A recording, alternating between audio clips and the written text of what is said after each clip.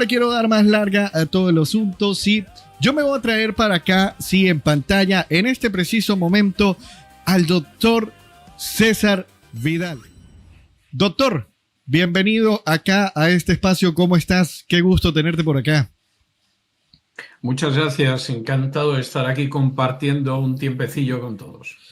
El gusto es completamente nuestro, doctor. Sabe que para nosotros, que alguien como tú esté, por lo menos en nuestros canales, sí, sé que estuviste en el canal del hermano Edgar, has participado ya en el canal del hermano Néstor Díaz y ahora que vengas también a este modesto espacio, de verdad que lo agradecemos enormemente, doctor. Doctor, quisiera que antes de comenzar ya a entrar en materia con los puntos que te he, vamos a decirlo así, que te he suministrado al privado, quisiera que nos comentaras brevemente, ¿no, doctor?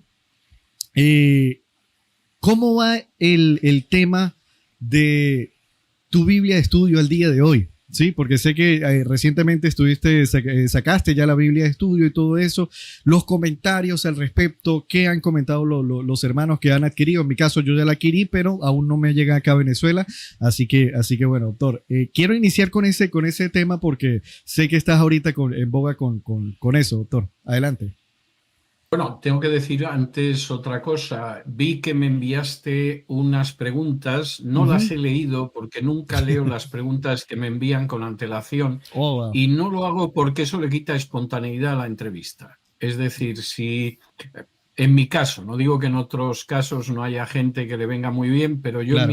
en mi caso concreto nunca leo las preguntas porque eso le quita frescura, le quita espontaneidad, le quita capacidad de repentizar a la entrevista. O sea que supongo que las preguntas son interesantes, pero ignoro cuáles puedan ser. Pasando a la Biblia de estudio. Bueno, la Biblia de estudio ha tenido una recepción verdaderamente extraordinaria. Se presentó en el Museo de la Biblia en Washington hace muy poquitos meses, al poco de salir. Nada más salir, se colocó en el número 1 de Biblias en Amazon en Estados Unidos, incluidas las de habla inglesa, y también en el caso de España sucedió lo mismo. Y es una Biblia que está teniendo una aceptación extraordinaria, yo creo que fundamentalmente porque, como yo he dicho en ocasiones, es la Biblia de estudio que a mí me hubiera gustado tener hace décadas y que no podía tener porque no existía, y al final pues terminé escribiendo para que fuera accesible a todo el mundo. Y en ese sentido, pues la Biblia de estudio está teniendo una aceptación magnífica, salvo en dos barrios. En el barrio católico, que evidentemente encontrarse con una Biblia de estudio que desbarata la tergiversación de siglos de determinados textos de la Biblia, pues no puede ser acogido con gozo.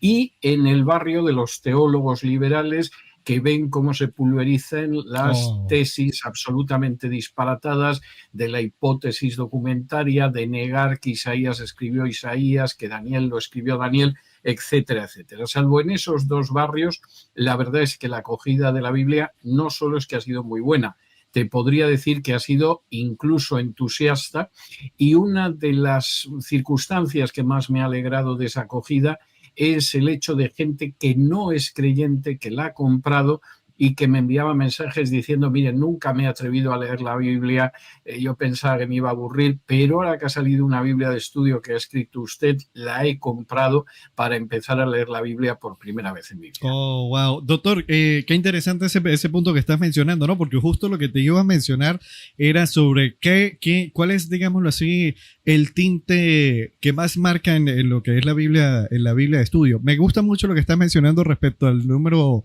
el posicionamiento que tuvo en las ventas respecto a Amazon, sí. Por ahí está también una biblioteca de una hermana en Guatemala que me comunicó que ya estaban comercializando tu Biblia allá y que ya se le acabó, que ya están a punto de pedir otro lote. Por cierto, si los hermanos moderadores pueden compartir ahí el enlace de la librería de la hermana para que los hermanos que están en Guatemala puedan adquirir la Biblia del doctor César Vidal allá en Guatemala. Y justo quería anexarte esta siguiente pregunta porque que va un tanto en consonancia, que ya lo respondiste en parte, ¿no? Pero ¿cuál es el tinte que mayor predomina en tu Biblia de estudio? ¿Más un estudio teológico, algo sistemático, algo más abordando lo que es el tema de las ciencias bíblicas, o va más de un tinte histórico? No sé si me agarras la idea, doctor. Sí, sí, perfectamente. Vamos a ver, mira, esta es una Biblia de estudio en la que la gente puede encontrar todo lo que hay en otras Biblias de estudio, pues ya sabes, concordancia, listas de milagros de Jesús, las medidas de la Biblia, las parábolas de Jesús, etcétera. Todo eso lo tiene. Pero esta Biblia de estudio tiene además otra serie de cuestiones que no aparecen en las Biblias de estudio, que para mí es lo más importante. Primero, esta Biblia de estudio comenta todos los libros de la Biblia, capítulo por capítulo y versículo por versículo. Es decir, esta Biblia de estudio tiene una labor muy profunda de interpretación, de hacer accesible el texto de la Biblia. Segundo, esta Biblia de estudio recoge todos los pasajes oscuros, difíciles de la Biblia y los explica. Yo creo que una de las cosas que yo más empecé a lamentar al poco de convertirme era que me compraba comentarios a libros de la Biblia y luego esos comentarios, cuando yo llegaba al pasaje oscuro que quería entender, pues se daba la circunstancia de que el autor lo saltaba, con lo cual, ¿de qué me servía a mí un comentario para que me explicara Juan 3:16 cuando a mí me interesaba lo que no entendía? Esta Biblia lo explica. Tercero, esta es una Biblia que tiene además una enciclopedia bíblica al final donde se desarrollan temas relacionados con la Biblia, donde tú vas a encontrar un desarrollo, por ejemplo, de Jesús en las fuentes históricas no cristianas, no bíblicas, donde tú te vas a encontrar una descripción del Sanedrín, donde va a aparecer una descripción histórica de la evolución del término sacramento, por citarte algunos ejemplos. Eso podría ser un libro perfectamente aparte.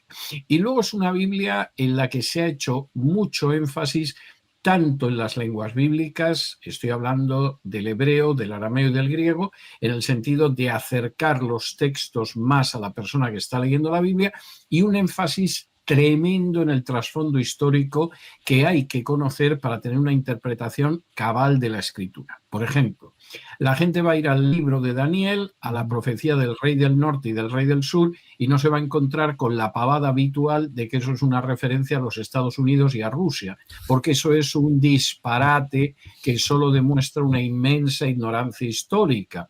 Va a encontrar cómo la profecía del rey del norte y del rey del sur es una profecía que deja escrita Daniel, que se cumplió ya en el siglo II antes de Cristo, con la dinastía del norte, la siria, la de los seleucidas, la dinastía del sur, la egipcia, la de los ptolemaidas, y cómo cuando te explican eso en las notas, tal y como sucedió históricamente, te das cuenta de que la Biblia cumple de manera matemática, meticulosa, las profecías. Si ignoras la historia, haces el ridículo y dices bobadas como lo de Rusia o los Estados Unidos. Si conoces la historia, te das cuenta de hasta qué punto la Biblia es muy, muy, muy exacta en sus profecías. Por poner un ejemplo en este sentido, Porfirio, que es un filósofo pagano del siglo II, que lee Daniel, se da cuenta de que las profecías de Daniel, por ejemplo, esas del rey del norte y del rey del sur, se han cumplido, y se han cumplido de una manera tan exacta que eso significaría que la Biblia es la palabra de Dios. Para negar eso dice, no, pero es que Daniel no se escribió en el siglo VI como pretende la Biblia. Debió escribirlo un autor que fingía que era Daniel en el siglo II antes de Cristo.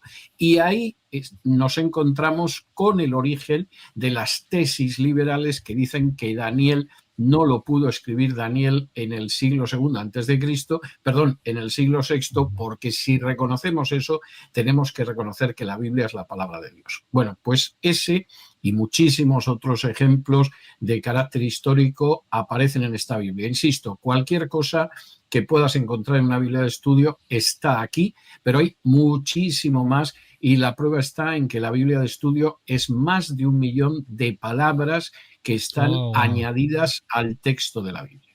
Interesantísimo, doctor. Ahorita que estás mencionando ahí con respecto a la Biblia de estudio, los aspectos escatológicos, yo asumo que lo abordas de una manera mucho más detallada, ¿no? Las distintas escuelas que han abrazado Claro, el cristianismo. lógicamente aparecen las distintas escuelas escatológicas. Si tú Ujú. llegas a Apocalipsis 20 y llegas al texto del milenio, pues lógicamente te aparece lo que han señalado distintas escuelas de interpretación escatológica, etcétera.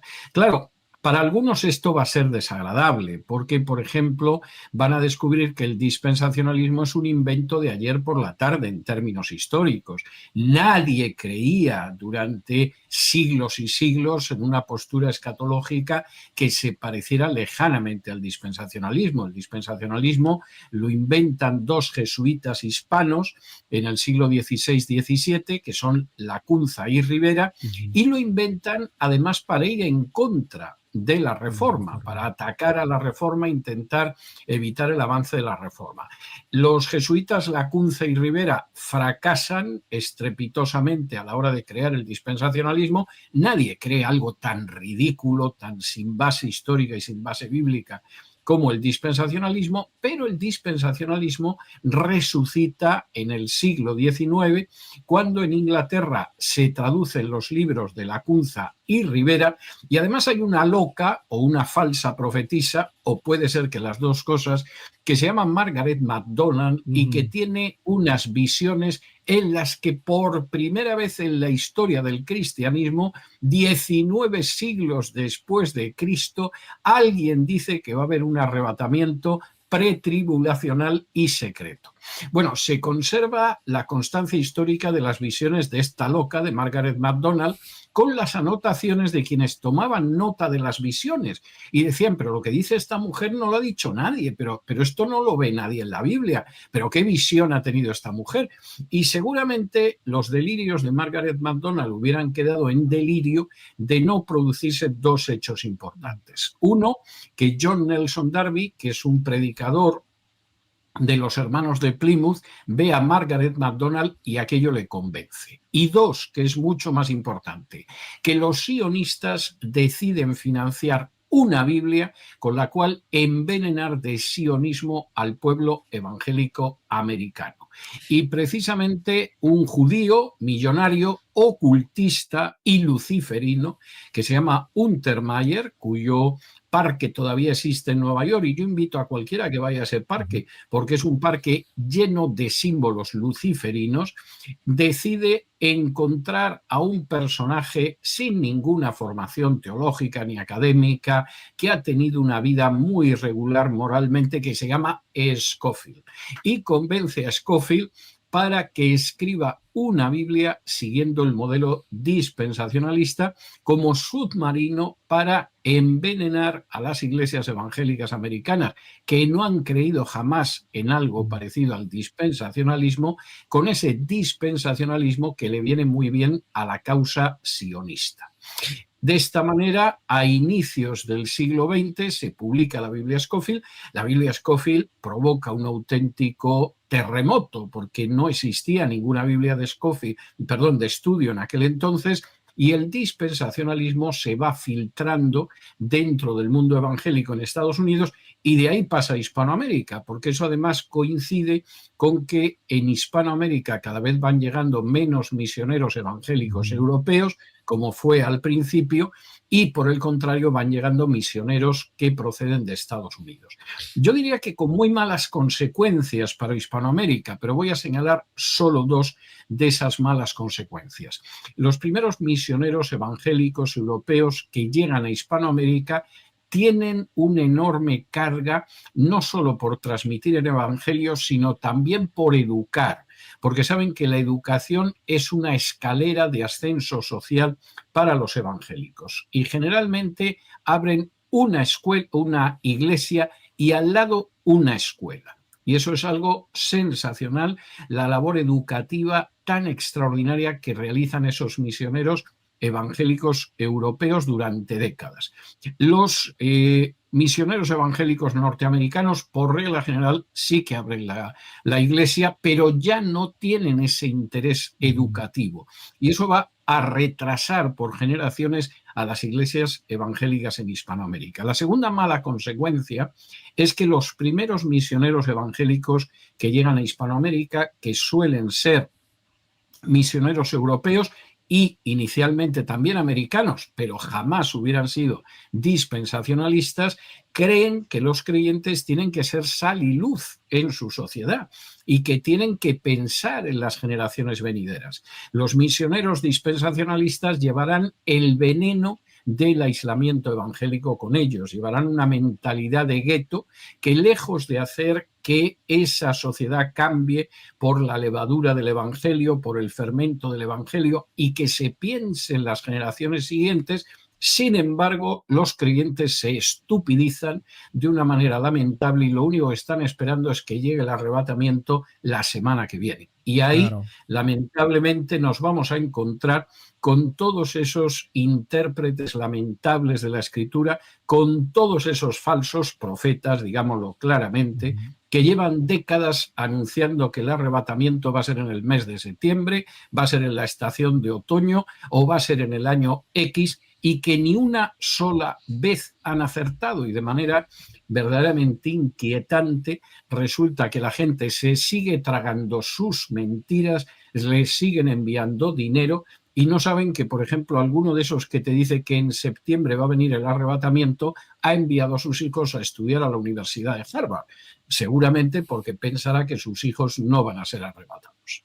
Irónicamente, cada vez que aparece en la fecha de septiembre, octubre, que cada vez, creo que para esas fechas es que se celebra el famoso Yom Kippur, cada vez que o Rosh Hashanah, sí, siempre es una fecha o aparece un necio hablando de las lunas de sangre. Yo creo que no me he reído tanto con una profecía como lo de las lunas de sangre, totalmente convencido de que eso es una sandez, es una pavada que no tiene ninguna base bíblica, pero claro, al mismo tiempo no me puedo reír mucho porque me doy cuenta de todos los ignorantes, de todos los incautos, de todos los inocentes que creen en estos falsos profetas.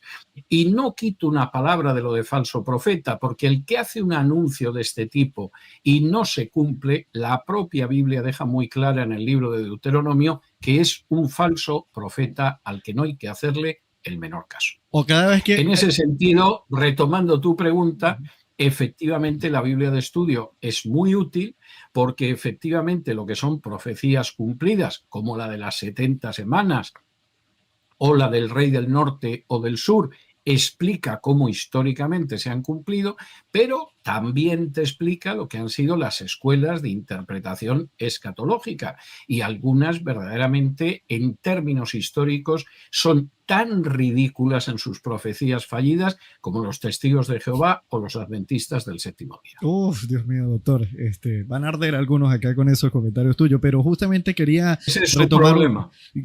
retomar un punto que mencionaste ahorita, ¿no? Con respecto a los orígenes del dispensacionalismo. Algo que yo he venido señalando es que cuando uno hace el rastreo histórico del dispensacionalismo, en este caso en particular, escatológicamente hablando, uno se encuentra con que fue desarrollado por dos precisamente sacerdotes o jesuitas en función de lo que tú expusiste hace rato, ¿no? En función de ir en contra de la reforma, porque estaban ubicando los reformadores al hombre de pecado en la persona del Papa. Entonces ellos... Naturalmente, apuntan... Lo que no tiene discusión alguna. Vamos a ver, entramos aquí, has ido a mencionar otro punto neurálgico de esa disparatada escatología dispensacionalista, auténtico engañabobos. Vamos a ver, ¿qué es lo que tenían claro desde el principio aquellas personas que se acercaban a la Biblia y veían al hombre de pecado? Que el hombre de pecado era el papado, no era un dictador que iba a aparecer dentro de 20 siglos. ¿Y por qué sabían que era el papado? Primero, porque tenían claro que, como dice Pablo cuando escribe a los tesalonicenses, el hombre de pecado ya existe, ya está en operación. Por lo tanto, tenía que ser o una persona o una institución que pugnaba ya en el siglo I por salir. Y eso descarta a un supuesto político que va a aparecer ya no en el siglo XX, sino en el XXI o a saber cuándo. Segundo, Pablo señalaba al mismo tiempo, y esto es muy importante, que si ese hombre de pecado no se podía manifestar plenamente en el siglo I, es porque había algo que lo retenía. Y eso que lo retenía no puede ser jamás el Espíritu Santo. ¿Cómo va a haber evangelización si no está el Espíritu Santo? ¿Quién ha pensado semejante disparate? ¿Quién da muestras de tan magnífica ignorancia de lo que enseña la Biblia? Quien retiene al hombre de pecado impidiendo que se manifieste es el Imperio Romano, y eso los cristianos lo sabían. Y en el momento en que el Imperio Romano de Occidente desaparece en el año 476, el papado empieza a avanzar posiciones, porque no existe ningún tipo de poder que pueda enfrentarse con ese carácter diabólico del pecado, del papado, que, como dice Pablo escribiendo a los tesalonicenses, va a venir con toda clase de prodigio mentiroso, de milagro engañoso, que es algo que caracteriza la historia de la Iglesia católica. ¿Esto es una interpretación de César Vidal? No, esta es la interpretación histórica de todos los que se han acercado a la Biblia hasta la aparición del dispensacionalismo. Si uno va a los reformadores, no voy a hablar de la reforma del siglo XVI, no, a los reformadores de la Edad Media, a los valdenses, a los hermanos checos, a los lolardos, a los husitas, todos sabían que el hombre de pecado era el papado, no esperaban un dictador universal que surgiría en la Unión Europea. Eso es un absoluto disparate, eso es escatología ficción. Y además no solamente tenían eso claro, sino que tenían muy claro que lo había sujetado era el Imperio Romano. Y en ese sentido no es casualidad que el papado se ubique en Roma, pretende absorber el poder del Imperio Romano e incluso se da a sí mismo títulos que son propios del emperador de Roma. No es casual, está en la profecía. Por supuesto, esa interpretación la vuelve a confirmar la Reforma del siglo XVI. Un Lutero, un Calvino, un Zwinglio, los anabautistas, etcétera, tenían muy claro que el hombre de pecado era el papado. Y esa interpretación clara, que deja muy mal al papado, es verdad, la tenía que contrarrestar ¿quién? La fuerza de choque de la Iglesia Católica, que era la Compañía de Jesús, los jesuitas. Y son dos jesuitas los que inventan el dispensacionalismo para intentar frenar el avance de la Reforma.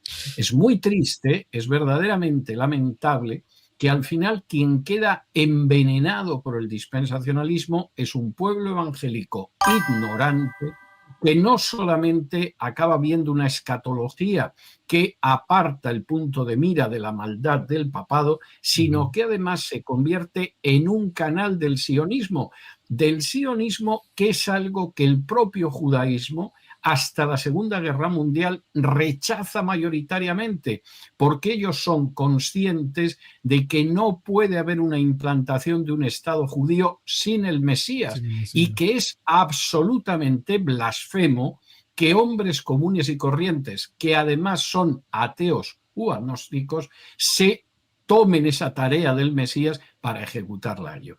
Eso que tienen clarísimo los judíos hasta la Segunda Guerra Mundial. Lamentablemente hay muchos evangélicos que no se dan cuenta de ello, cuando bastaría con que recordaran el discurso de Pedro en el capítulo 3 de Hechos, donde Pedro dice claramente que aquellos judíos que no se convierten a Jesús han sido cortados del pueblo de Israel, han sido desarraigados, en cumplimiento de la profecía de Deuteronomio 18, donde Moisés dice a Israel que el que no crea en ese profeta que vendrá, en el Mesías, será arrancado del pueblo de Israel. El Estado de Israel no es el pueblo de Israel para Dios. Los judíos que no creen en el Mesías no son el pueblo de Israel para Dios. Y si alguno pregunta entonces de quiénes son hijos si no son hijos de Abraham, la respuesta la tienen en el Evangelio de Juan. Cuando Jesús le dice a esos judíos que no creen en él, vosotros no sois hijos de Abraham. Si fuerais hijos de Abraham, creeríais en mí. Vosotros sois hijos de vuestro padre, el diablo. Doctor, un asunto que quería comentarte, que no sé si a lo mejor tú te has dado cuenta, cuando se aborda el aspecto del dispensacionalismo, como bien lo has venido desarrollando hasta entonces, irónicamente, muchas de las personas que abrazan el dispensacionalismo al día de hoy tienden a estar tratando a la Iglesia Católica de Romana como una iglesia idólatra y demás, ¿no? Pero es curioso que ellos abracen el sistema escatológico que desarrollaron dos católicos romanos. No sé si tú te habías dado cuenta de ese particular detalle. Pero vamos a ver, yo creo que hay varios males muy serios en el pueblo evangélico hoy en día. En el caso de Hispanoamérica hay algunos que son terribles. Por ejemplo, uno es que la gente mayoritariamente ha salido de la Iglesia Católica, pero la Iglesia Católica no ha salido de mucha de esa gente. Exacto. Y hay muchos hábitos, mucha visión psicológica, mucho trasfondo mental y teológico que reproduce los aspectos más antibíblicos de la Iglesia Católica, pero esa gente no es consciente de que aunque ellos han salido de la Iglesia Católica no ha salido totalmente de ellos. Ese es un aspecto muy claro. Otro de esos aspectos es una inmensa ignorancia de la historia que aparece en la Biblia y del contexto histórico, lo cual tiene, si se quiere, razones culturales, porque a fin de cuentas los evangélicos en Hispanoamérica no vienen de una cultura europea. Es verdad que sí, que hay una influencia muy fuerte de la cultura española, de la cultura portuguesa, pero no hay una vinculación histórica con la cultura europea. No pueden entender lo que es la Edad Media. Su Edad Media era Pachacútec, por ejemplo, que es una Edad Media interesantísima desde una perspectiva histórica, pero no es la Edad Media europea. No son conscientes de ello. Y entonces, cualquier tipo de interpretación que no es que sea ahistórica, es hasta antihistórica de los textos de la Biblia, no la perciben porque desconocen esa historia. Su historia es, desde el descubrimiento de América, la influencia hispana, y antes del descubrimiento de América, los imperios o las culturas amerindias.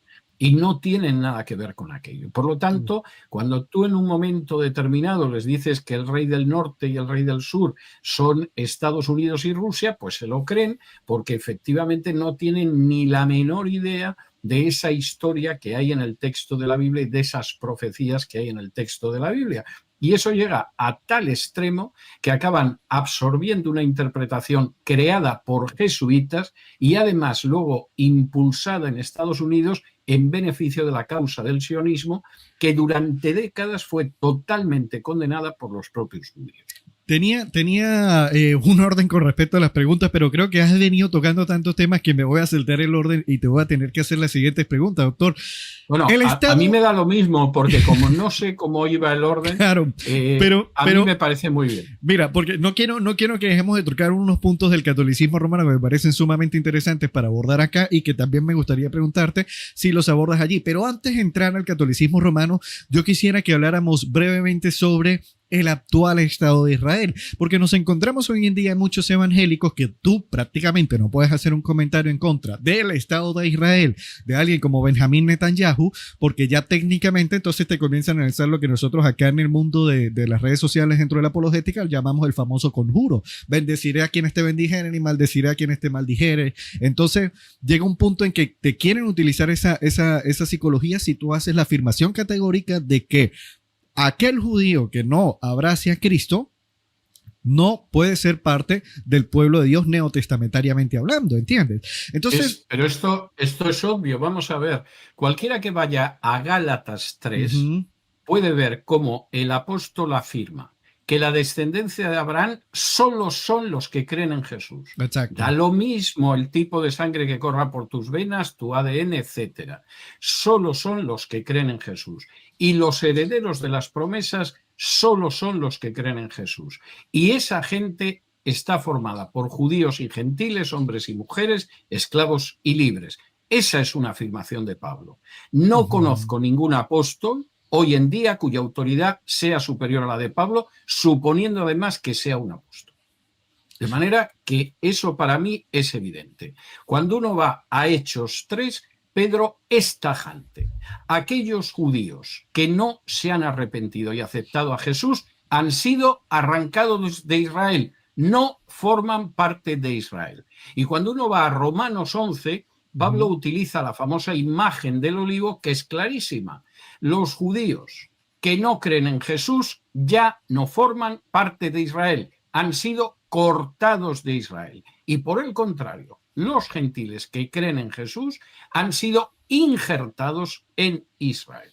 De modo que Israel se identifica en la Biblia con aquellos que creen en Jesús, sean judíos o sean gentiles. Y los judíos que no creen en Jesús no son Israel. Por lo tanto, no son la descendencia de Abraham, no son herederos según las promesas. Podría dar hasta argumentos raciales al respecto, porque además la mayoría de los judíos que existen hoy en día no descienden de Abraham, no son ni siquiera semitas. Pero esto nos llevaría muy lejos, sería otra discusión histórica. Pero la Biblia es muy clara, e ignorar eso es ignorar algo elementalísimo dentro de la Biblia.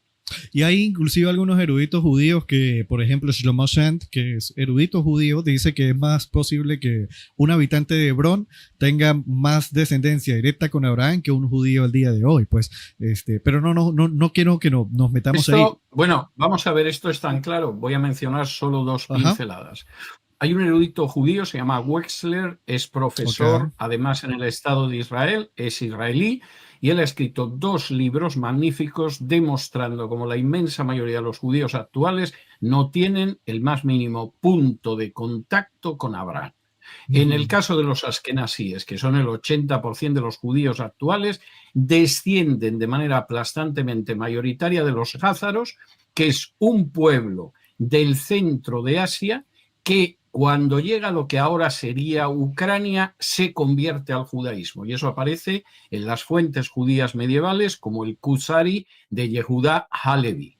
Y entonces esta gente religiosamente es judía, racialmente nada que ver con Abraham, Isaac y Jacob. En el caso de los sefardíes, aproximadamente el 15-20% del resto de los judíos del mundo, en su inmensa mayoría tampoco descienden de los israelíes previos, como demuestra Wexler, proceden sobre todo de tribus norteafricanas que abrazaron el judaísmo. Y en este sentido, en términos meramente de ADN, la aplastante mayoría de los judíos actuales no tiene nada que ver ni siquiera con una raza semítica, como son, por ejemplo, los árabes. Y esto es tan claro que hasta donde yo sé, el único país del mundo donde no puedes hacerte pruebas de ADN para saber cuál es tu ascendencia es el Estado de Israel. ¿Por qué? Hombre, pues porque nos encontraríamos con que gente que apela a la descendencia de Abraham mayoritariamente no tiene nada que ver con Abraham. Dios mío bendito, doctor, ese dato no lo tenía. Está súper interesantísimo, doctor. Bueno, es muy interesante que en Israel no te puedas hacer esas pruebas. O sea, yo me las he hecho esas pruebas y descubrí cosas curiosas como que tengo un 15% de sangre irlandesa, ¿no? Y mi hermano y yo empezamos a tirar de árbol genealógico y creo que encontramos al irlandés culpable de mi sangre irlandesa, pero efectivamente, bueno, pues el resto es sangre mediterránea, en fin, alguna gota de alguna otra cosa. Pero en el caso del Estado de Israel, tú no te puedes hacer esas pruebas que te puedes hacer en cualquier país del mundo. Y la razón es que como te las hagas te puedes llevar un disgusto, ¿eh? Puedes descender de algún polaco, algún ruso, como desciende el propio Netanyahu, de gente que se convirtió en la Edad Media en el imperio házaro al judaísmo, pero no van a encontrar ni una gota de la sangre de Abraham, de Isaac, de Jacob, de Moisés o de David. Dios mío, bendito, doctor. Mira, doctor, quiero tocar este punto porque es parte de las preguntas que te tenía y también lo están preguntando mucho los hermanos en el chat.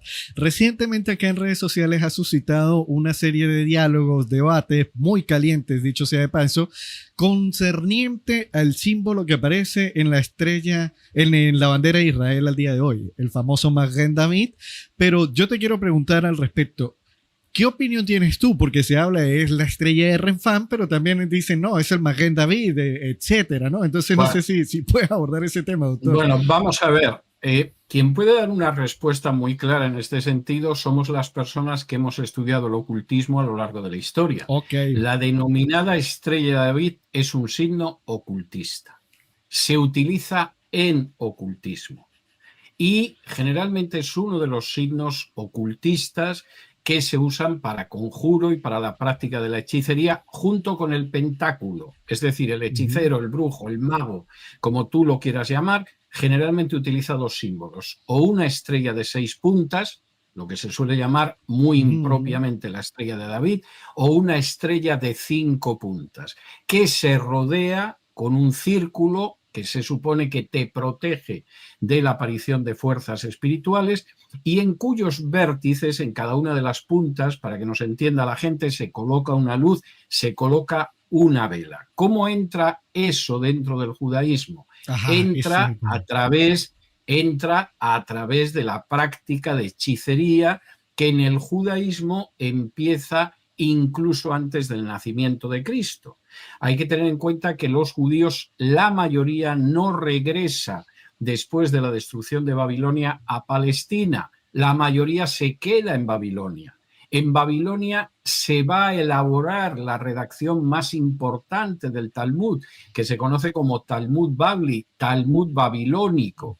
Y cualquiera que conozca el Talmud sabe que rezuma hechicería, superstición y, por supuesto, paganismo, aparte de la interpretación farisaica de las escrituras, que es importantísima en la redacción del Talmud.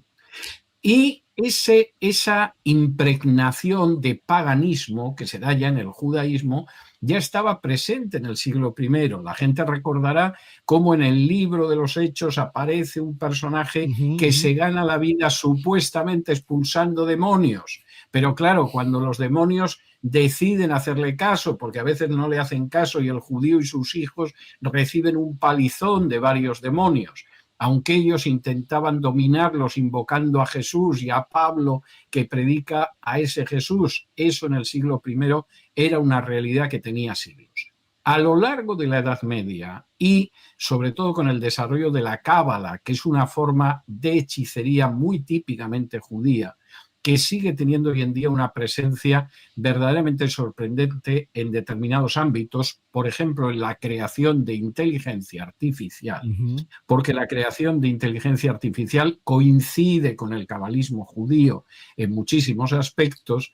Por supuesto, lo que sucede es que ese signo se va popularizando cada vez más dentro del judaísmo. Y efectivamente, eso no es la estrella de David, eso no es el escudo de David. La atribución a David es muy tardía. Originalmente en la Edad Media se conoce como el sello de Salomón, pero porque se considera que Salomón ha sido un gran mago. Una leyenda que arranca de esa mención bíblica de cómo Salomón hubo un momento que se separó de la fe limpia y se dedicó a rendir culto a otros dioses y que incluso aparece recogido en el Corán. Ese Salomón que ya aparece como el gran mago, el gran hechicero, el que tiene poderes mágicos. Y originalmente esa estrella de David se llama el sello de Salomón.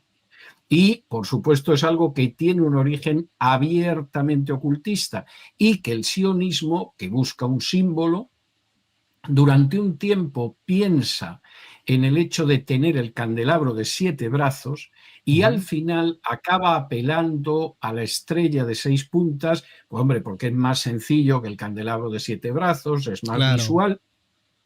Y a mí me da escalofríos cada vez que veo a un cristiano que lleva un signo más que reconocido de brujería colgado del cuello pensando que eso le acerca a Dios, porque es otra muestra más de lo peligrosa y lo dañina que es la ignorancia. Y lo meten a las iglesias, ¿no? O sea, con el tema de la simbología y demás. Esto ya es el remate, pero es de nuevo una muestra de peligrosísima ignorancia.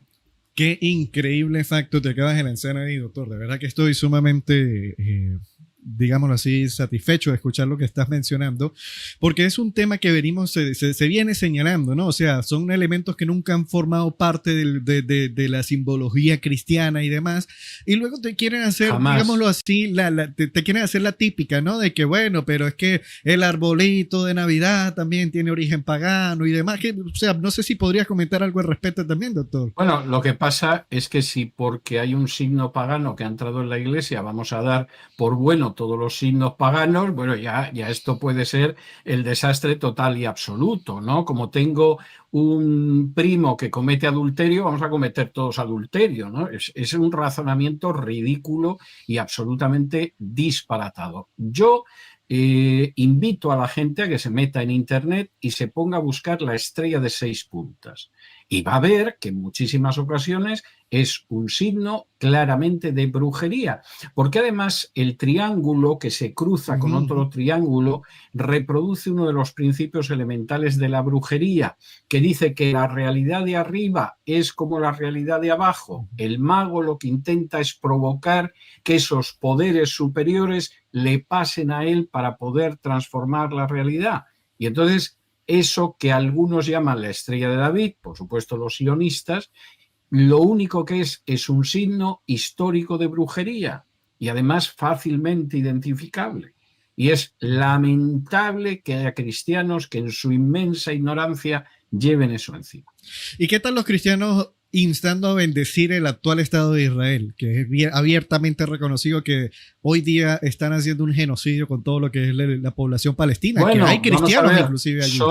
Son cristianos ignorantes que, para empezar, desconocen lo que dice la Biblia. Vamos a ver, en la Biblia, cuando los reyes de Israel se comportan de una manera que es contraria a la ley de Dios, llegan los profetas y les dicen, te bendigo porque eres el rey de Israel, o le dicen al rey de Israel, si tú y tu sociedad no os arrepentís, preparaos a encontraros con el juicio de Dios.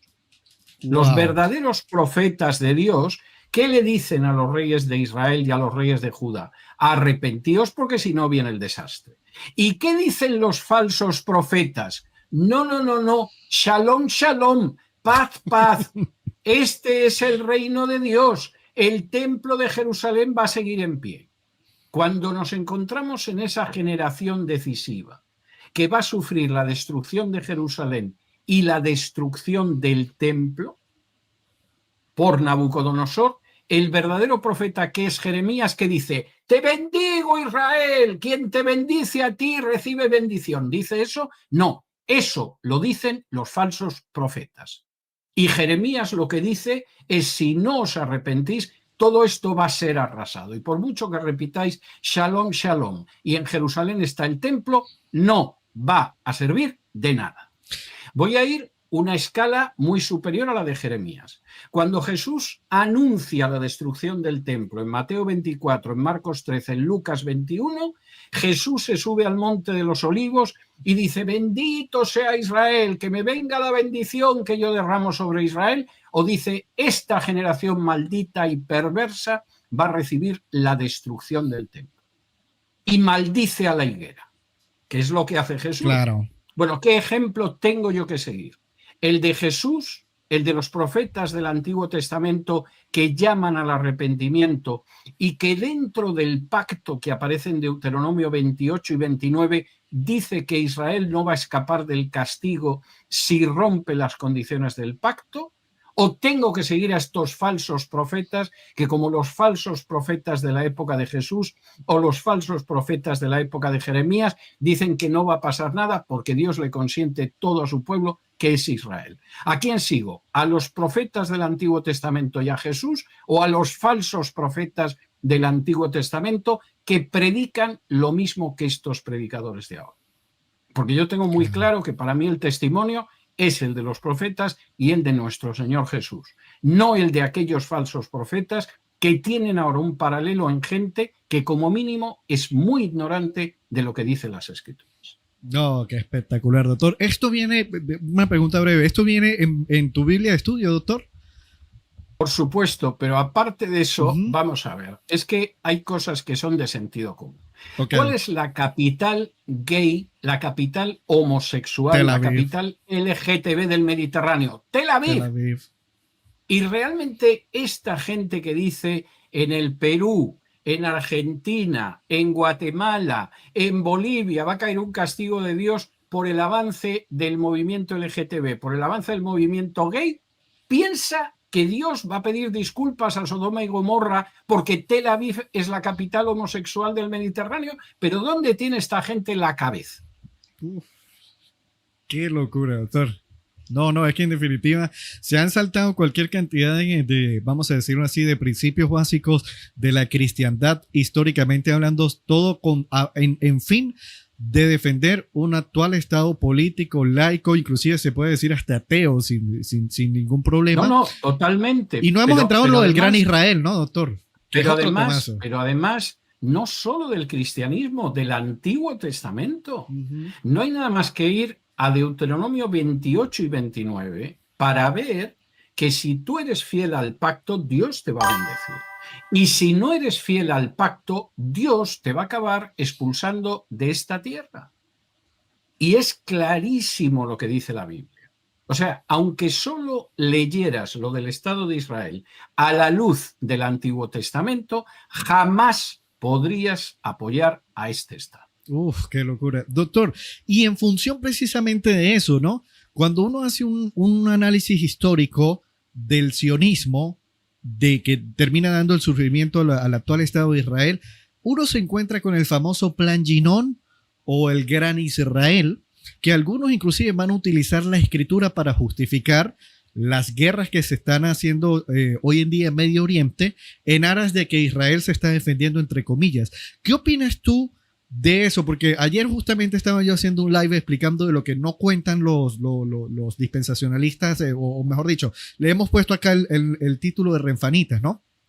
Con respecto al 7 de octubre, porque hay muchos cabos sueltos respecto a lo del 7 de octubre. Y una de las cosas que yo estaba mencionando era que lo del 7 de octubre en última instancia fue utilizado como una excusa para poder llevar a cabo el famoso plan de Israel. Inclusive mostramos a Netanyahu mostrando el famoso territorio bendecido en la ONU, ¿no? Entonces, ¿qué opinión tienes tú al respecto de eso, doctor? Bueno, vamos a ver, ahí se combina la ignorancia teológica con la ignorancia histórica de manera muy grave. Primero, ¿por qué ignorancia teológica? Porque la Biblia deja de manifiesto que cuando Israel no actúa como tiene que actuar, Dios no solo no legitima sus acciones militares, sino que las castiga.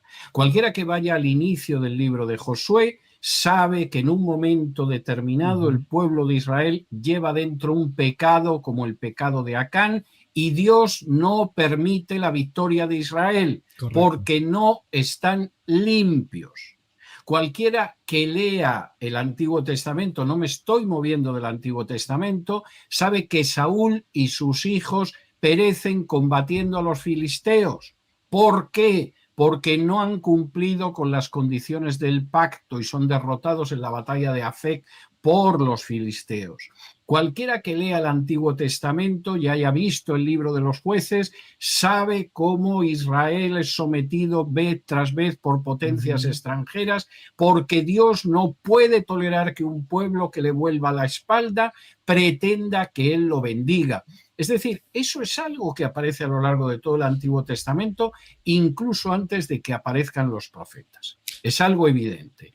Una persona que salta eso es un ignorante teológico lamentable. No debería acercarse a un púlpito ni a 100 metros de distancia. Porque ignora cosas elementales. Desde el punto de vista histórico, el Estado de Israel arranca de una gran injusticia que los sionistas conocían, que es el hecho de entrar a robar, saquear y, por supuesto, quedarse con una tierra que no era suya de manera violenta. Voy a citar de nuevo solo 2 pinceladas. Adelante, cualquiera que vaya, por ejemplo, a cesarvidal.tv, que es mi plataforma de televisión, puede acceder a un documental, una película israelí que se llama Tantura. Y en esa película, que narra lo que pasó con una pequeña población que se llama Tantura, pero eso pasó con centenares de poblaciones árabes cuando se proclama el Estado de Israel, se ve como antes de empezar la guerra de la independencia, las fuerzas israelíes ya estaban matando, despojando, robando y violando a los árabes antes siquiera de que empezara la guerra de independencia, en un intento de aterrarlos y desplazarlos. Ahí se cuenta la historia de Tantura, e insisto, el director es un israelí, no es un miembro de Hamás, no es un terrorista, no es un peligroso izquierdista, es un israelí que cuenta lo de Tantura, pero eso pasó con centenares de poblaciones árabes. Cualquiera que vaya a una obra, a mi juicio, absolutamente indispensable, de un historiador israelí que se llama Ilan Papé, que se titula La limpieza étnica de Palestina, puede ver cómo ahí se produjo todo un episodio de limpieza étnica, de genocidio, desde antes de proclamarse legalmente el Estado de Israel. Y en ese sentido, eso es muy claro. Pretender que sobre una base de inmoralidad que implica el derramamiento de sangre masivo y el robo masivo, Dios va a bendecir eso, es no tener ni idea de principios bíblicos elementales. Y si alguien dice, bueno, y además la resistencia de los árabes, hay un episodio, y esta es la segunda pincelada que a mí me parece muy clave, y es en el entierro de un soldado israelí, el entonces general Moshe Dayan dice: con lo que les hemos hecho a los árabes, que los hemos expulsado, los hemos matado, los hemos deportado, les hemos quitado sus tierras, tenemos que esperar que resistan, porque nosotros haríamos lo mismo. Wow. Y esto es algo evidente, y es un testimonio de Moshe Dayan, de nuevo no es un terrorista de Hamás. Y a mí me resulta tristísimo, tristísimo ver que hay gente que se dedica a pontificar, a dogmatizar, a pretender enseñar, cuando lo que tiene es una ignorancia de la historia y una ignorancia de las escrituras verdaderamente enciclopédica, porque casi no hay nada que haya en una enciclopedia que ellos no ignoren. Doctor, ¿y qué opinas de que todo lo resuelven con el mote de antisemita o seguidores el pintor austríaco, por decirlo así? Pero eso es un argumento que te enseñan en Israel. Pueden encontrar en Internet cómo se da instrucciones para los debates a israelíes y a judíos, y la señora que está dando las instrucciones dice: si no tiene usted argumentos frente a la otra persona, acúselo de antisemita, que eso lo silencia. Bueno, pues a mí eso me importa un pimiento. Reconozco que el argumento a mucha gente evidentemente lo paraliza. Pero Claro. si cualquiera que critica en un momento determinado una institución política judía es antisemita, el profeta Elías fue antisemita, el profeta Amós fue antisemita, el profeta Oseas fue antisemita, el profeta Daniel fue antisemita, el profeta Isaías fue antisemita, el profeta Jeremías fue antisemita y el propio Señor Jesucristo fue antisemita. O sea, que sería absurdo inclusive decirle a un cristiano que es antisemita, porque en última instancia tendría que estar oponiéndose al mismo Señor Jesucristo. Claro, eso es una estupidez. Increíble, increíble, doctor. De verdad que estoy acá gozando mucho con todo tu conocimiento. De verdad, me place mucho escucharte, doctor. Por supuesto, todo esto está muy desarrollado en los comentarios de los libros de la Biblia que aparecen en la Biblia de Estudio. Excelente, justo iba a comentar eso, ¿no? Por ahí están los hermanos compartiendo el enlace de Amazon y también para los que están en Guatemala, ahí están compartiendo también el enlace de la biblioteca de la hermana, de la librería de la hermana, para que lo puedan adquirir directamente allí. Doctor, quisiera que hemos hablado muchísimo con respecto al sionismo y demás, ¿no? Pero quisiera que entráramos en este otro aspecto. ¿Tú te has dado cuenta que el sionismo evangélico, en última instancia, tiene ciertos parecidos al catolicismo romano post Concilio Vaticano II? Ejemplo, el sionismo evangélico te está salvando a los judíos solo por el hecho de ser judíos, ¿verdad? Y el catolicismo romano en el Lumen Gentium, ¿sí? Post Vaticano II, te dicen que el designio de salvación abarca también a los judíos porque adoran junto a nosotros al Dios de Abraham. ¿Qué opinas tú de eso, no? De manera increíble. No es casual, no es casual, no es casual. Y de hecho, vamos a ver, hace unas décadas hubiera sido complicado que alguien te dijera de manera abierta que un judío puede salvarse por el simple hecho de ser judío, que por cierto es algo que el judaísmo talmúdico enseña, pero evidentemente choca con la Biblia. Claro. Antes de Jesús, Juan el Bautista, cuando llegan los judíos, dice: no me digáis que sois hijos de Abraham, porque Dios puede levantar de las piedras hijos de Abraham. Lo que tenéis que hacer es convertíos. Bien, esa idea de que el simple hecho de ser judío te allana el camino de la salvación, desgraciadamente lo está repitiendo gente como por ejemplo Hagi, que es un tipo que fue uno de los que lanzó la inmensa majadería de las lunas de sangre. Y él sostiene que hay dos caminos de salvación, uno para toda la humanidad y otro para los judíos. Bueno, esto, desde el punto de vista de la enseñanza de la Biblia, Antiguo y Nuevo Testamento, es totalmente inaceptable.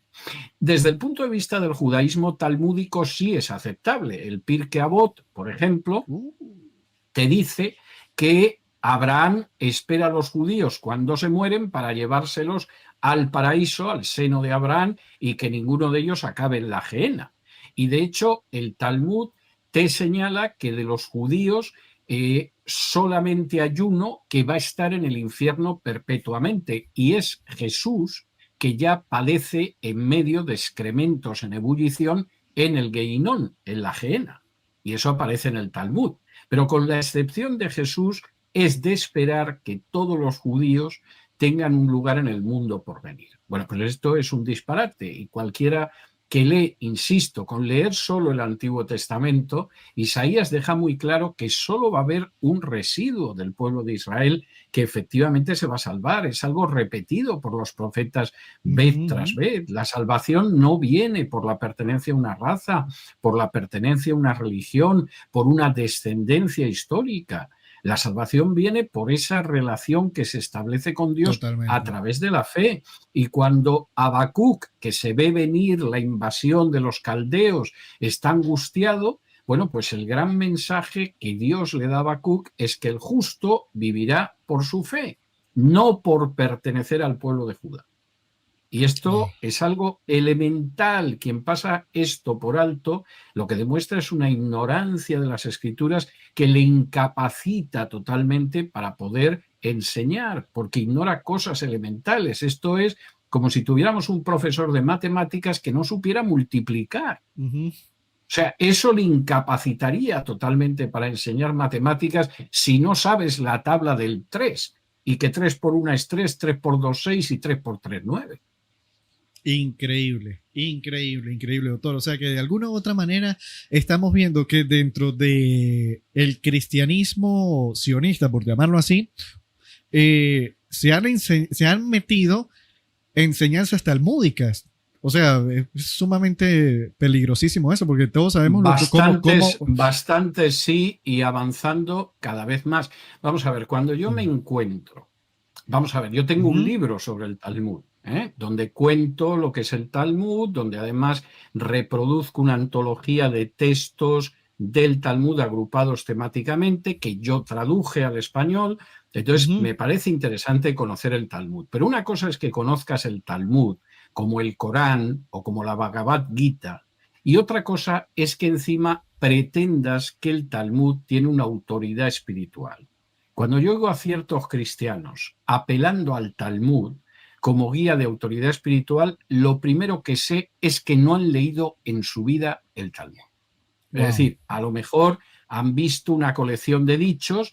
Oye, en todos los escritos de cualquier religión siempre encuentras alguna cita bonita, incluida en el Corán. Pero eso no le da autoridad espiritual al Corán sobre los cristianos. Claro. Y seguramente si te pones a leer los escritos de la religión china o de la religión india, también encuentras algunas citas que pueden sonar bien, pero eso no le proporciona una autoridad espiritual para un cristiano. Y con el Talmud, que además es un libro muy agresivamente anticristiano, cuando yo veo gente que lo cita como si estuviera citando de la carta a los romanos, lo primero que sé es que es un farsante, no ha leído jamás el Talmud y está repitiendo por boca de ganso lo que ignora. Y eso es lamentable, porque es una muestra de falta de honradez, no solo espiritual, sino además intelectual. Wow, doctor. De verdad que está sumamente interesante este tema del sionismo, pero me gustaría que pudiéramos pasar a otro tema, que es precisamente el aspecto del catolicismo, doctor. Sabes que una de las principales razones por las cuales yo quise que vinieras acá al canal es por lo siguiente. Te he escuchado en reiteradas oportunidades, en distintas entrevistas, abordar el aspecto de la autoridad de Roma en la autoridad del apóstol Pedro. Sin embargo, tú has sido bien enfático en decir que el apóstol Pedro no falleció en la ciudad de Roma, Entonces me gustaría que pudiéramos abordar ese asunto allí para poder hablar Bueno, del catolicismo. vamos a ver, para serte absolutamente rápido y sincero, porque llevamos hablando una hora, que a mí se me ha Sí. pasado como 5 minutos, Sí, pero total. lamentablemente mis compromisos no se pasan. Yo he abordado este tema bastante ampliamente en una biografía de Pedro que se llama Pedro el Galileo, que apareció creo que hace 1 año y medio, 2 años, y abordo este tema. Pero por resumirlo de manera breve. Si nosotros arrancamos de la Biblia, no existe el más mínimo indicio, no de que Pedro muriera en Roma, de que Pedro ni siquiera pasara por Roma. Si uno va a la carta a los romanos, lo que se encuentra en la carta a los romanos es que Pablo en el capítulo 16 saluda a un montón de personas, hombres y mujeres. No hay una mención a Pedro. Hay quien se crea que Pablo habría escrito a los romanos sin mencionar a Pedro si Pedro hubiera estado en Roma. En absoluto. No solo eso, no hay un solo historiador católico que sostenga hoy en día que Pedro estuvo en Roma. Yo menciono, por ejemplo, a historiadores católicos, jesuita alguno de ellos, en mi libro de Pedro el Galileo, y reconocen honradamente que no existe la más mínima prueba de que Pedro estuviera en Roma. Desde luego es seguro que no fundó la Iglesia de Roma, porque Pablo además dice que él nunca entra en el territorio donde otros han fundado una iglesia. Es seguro que no estaba ni Pedro ni ninguna autoridad apostólica, porque en la carta a los romanos dice que quiere confirmar en la fe a los romanos. ¿Cómo los iba a confirmar si ahí estaba Pedro o hubiera estado otro apóstol? Las leyendas sobre la muerte de Pedro en Roma no son anteriores al siglo II. Y donde se supone que está, donde fue enterrado Pedro en Roma, es ridículo, es un disparate, porque donde supuestamente estaría enterrado Pedro en Roma estaba el jardín de Nerón, de la residencia del emperador Nerón. A alguien le entra en la cabeza que si ahora en Estados Unidos ejecutaran a alguien, lo iban a enterrar en los jardines de la Casa Blanca. A alguien le puede entrar en la cabeza semejante necedad. Y alguien se cree que un condenado y ejecutado por formar parte de la secta odiada de los cristianos lo iban a poder enterrar en los jardines del Palacio de Nerón. Si es que es algo disparatado. Y esto hay autores católicos que te lo reconocen, igual que te reconocen que la idea de un solo obispo por iglesia no es anterior a bien entrado el siglo II.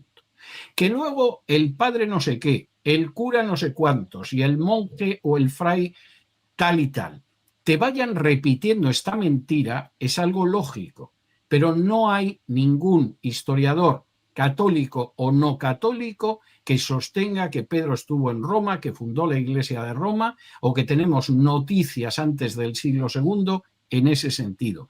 Y eso es un hecho histórico totalmente indiscutible. Increíble. ¿Que tú te quieres creer que llegó a Roma, fundó la Iglesia? Bueno, hay gente que cree en los marcianos, de modo que o que la Tierra es plana, de modo que no dejaría de ser algo muy parecido. Doctor, no te quiero quitar más tiempo, sé que tienes tus compromisos, pero quería comentarte algo, hacerte una breve pregunta, sí, y a su vez agradecerte porque yo me leí tu libro llamado Perdón, y por cierto, ese tema junto con Pedro, la piedra, etcétera, etcétera, etcétera, aparece desarrollado también en mi Biblia de estudio. Excelentísimo, doctor. Doctor, yo me leí tu libro, El mito de María, y sabes que ese libro hay un comentario que literalmente siento que se me tatuó en la mente porque lo puedo citar de memoria, donde comentas que la primera alusión a hablar de María como inmaculada de su pecado no proviene por parte de los que eran, vamos a decirlo así, los que mantenían la ortodoxia cristiana, sino que proviene por Julián de Clana. En un debate yo traje esa cita porque te citaron en ese debate donde estaban hablando de que aparentemente tú hiciste una alusión positiva de María y yo dije, bueno, pero el doctor César Vidal que en el libro dice esto respecto a Julián de Clana, que es el primero, un pelagiano, que es el primero en hablar de María como inmaculada, es decir, de María llena de gracia, de María sin ningún tipo de pecado. Irónicamente, y cierras ahí el fragmento diciendo, por extraño que parezca, cerca de 1500 años después, la Iglesia Católica Romana rechazaría la postura de Agustín de Hipona y abrazaría la de un hereje. Si pudiera desarrollar brevemente esa cita. Eso es bastante claro. Vamos a ver, primero, la Biblia enseña que todos, no todos menos María, hemos pecado y no alcanzamos la gloria de Dios. Romanos capítulo 3. La propia María en el Magnificat llama a Dios su Salvador. ¿De qué lo habría salvado Dios a María si no tenía pecado? Es algo de sentido común que se desprende del texto. Es bastante evidente. La misma expresión que se traduce como llena de gracia, que traduce la Iglesia Católica como llena de gracia, es una expresión que Pablo aplica a todos los creyentes sin excepción. Luego no puede significar inmaculado o que no ha tenido ningún pecado, salvo que creamos que todos nosotros somos inmaculados y no hemos tenido ningún pecado. Y lo que es todavía más importante, la creencia en que María era pecadora es una creencia que dura siglos. El propio Tomás de Aquino afirma que claro que María era pecadora. Y de hecho, durante toda la Edad Media va a haber una discusión muy fuerte entre los dominicos, seguidores de Tomás de Aquino, afirmando que María tuvo pecado, frente a los franciscanos, que sobre todo desde Duns Scoto lo niegan. Y hay un momento en el siglo XVI en que el papado prohíbe las discusiones porque se da cuenta de que esas discusiones muestran hasta qué punto la teología católica no es uniforme sobre ese tema y favorecen, aunque sea indirectamente, a la causa de la reforma. La Inmaculada Concepción, al final, es un dogma de la edad contemporánea, muy tardío, como son muy tardíos los dogmas marianos y como son muy tardíos otros dogmas como el de la infalibilidad papal, que es de 1871 y que contradice además definiciones dogmáticas de papas medievales que afirman directamente que la doctrina de la infalibilidad papal es una doctrina diabólica. De manera que lo que un papa en la Edad Media consideraba diabólico, al final en 1871 era dogma de fe, porque la Iglesia Católica se ha contradicho siempre que le ha venido bien a sus intereses o que lo ha creído. Y lo que era condenable en el siglo IV, que era afirmar el hecho de que hubiera un solo ser sin pecado, aunque fuera María, se convierte en dogma ya en la edad contemporánea. Increíble. Claro, volvemos a lo mismo. Yo acepto mi deformación profesional, mi formación académica no es única y exclusivamente como historiador, pero en buena medida mi trabajo es un trabajo en torno a la investigación histórica.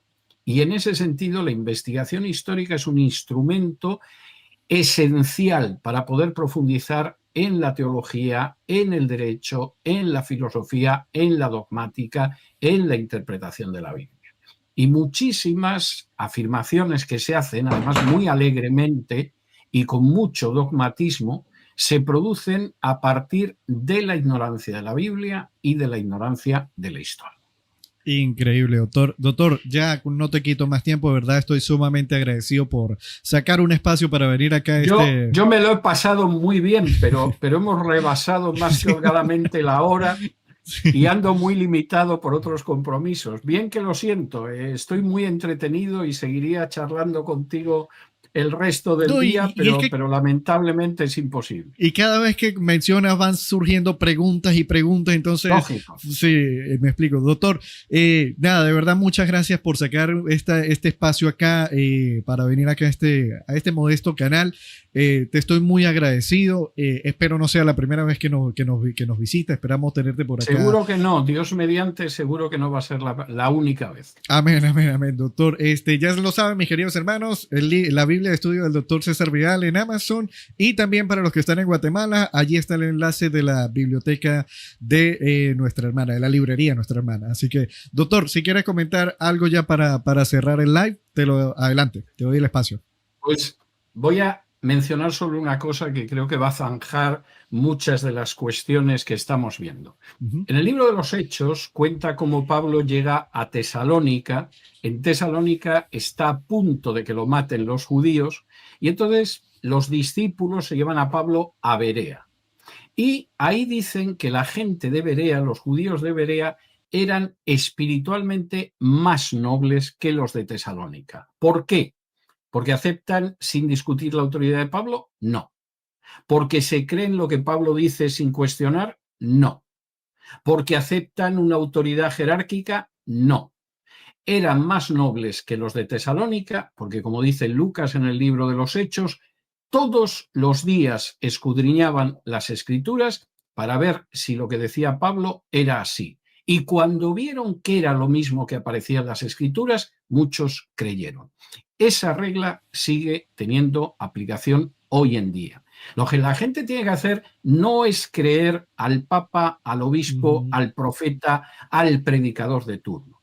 Lo que tiene que hacer es contrastar eso con lo que dice la Escritura y creer aquello que efectivamente aparezca en la Escritura. Yo creo que esa es prácticamente la mejor orientación que se puede dar en medio de unos tiempos tan confusos como los que nos ha tocado vivir.